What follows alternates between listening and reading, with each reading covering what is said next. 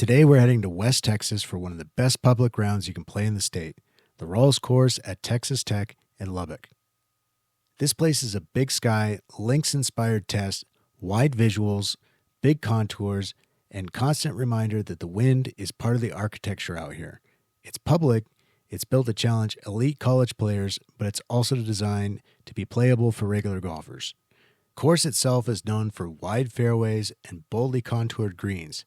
You'll get room off the tee, but you'll still have to think your way to the pins.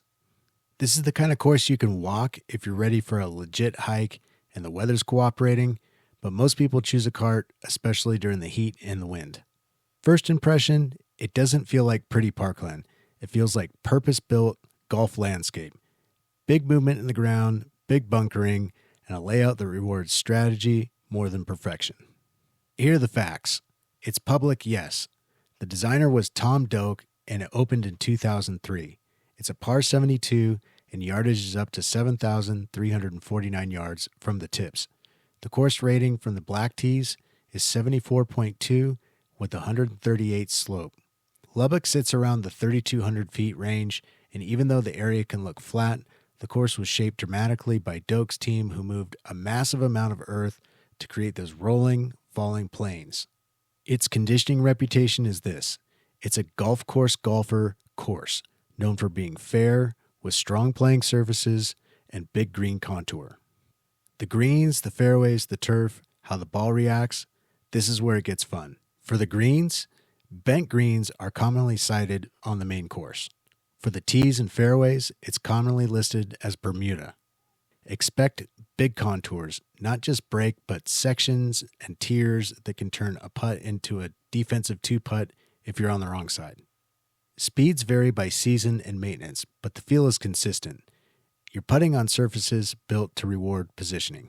West Texas golf is year-round, but you want to keep an eye on wind and temperature swings more than anything. If you only remember one hole, the course literally tells you. The signature hole is the 18th.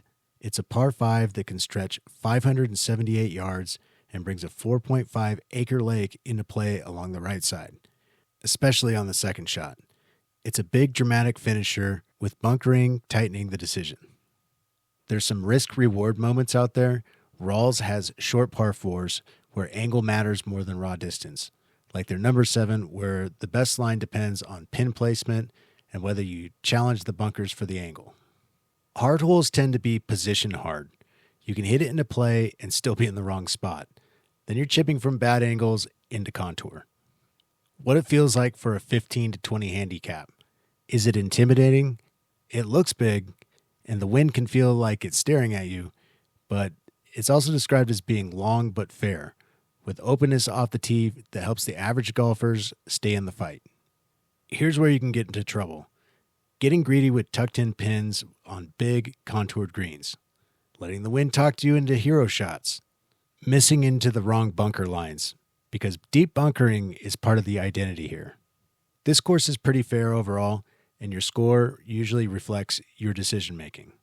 Can you have fun without elite ball striking? Yes, especially if you play a tee that fits your yardage and treat it like chess, not darts.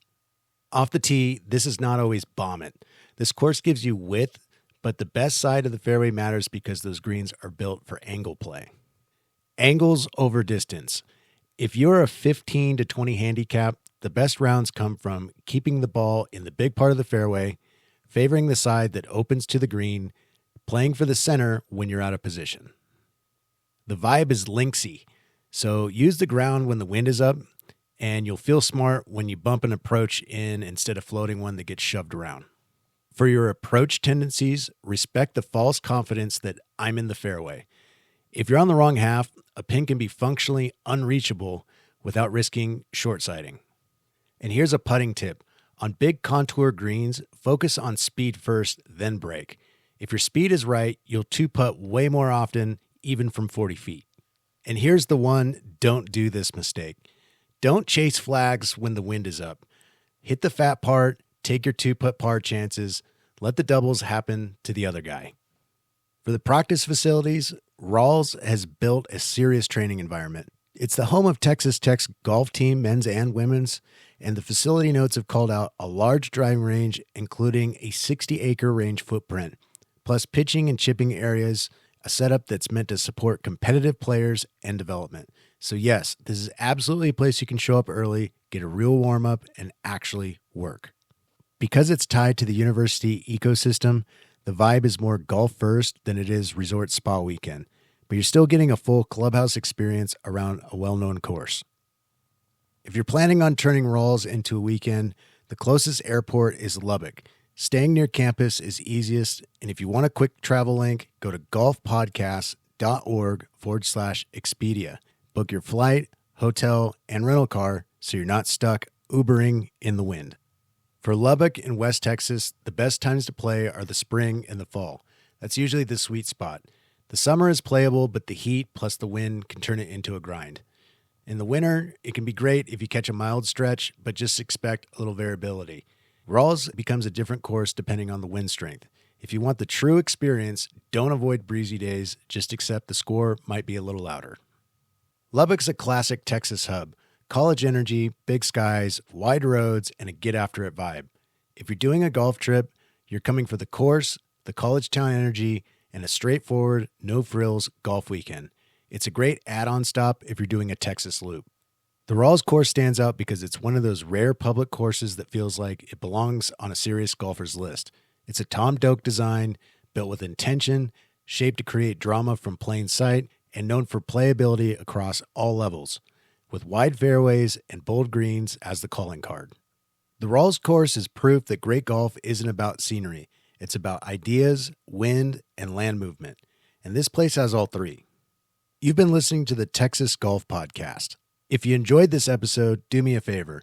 Share it with one golf buddy. And if you want to support the show, use our travel link when you book a golf trip. golfpodcast.org/Expedia. We're Golf Podcast USA, local golf stories in all 50 states. You can find the full catalog at golfpodcast.org. I'm Brett Smith. Thanks for listening. And always remember to tip your cart staff.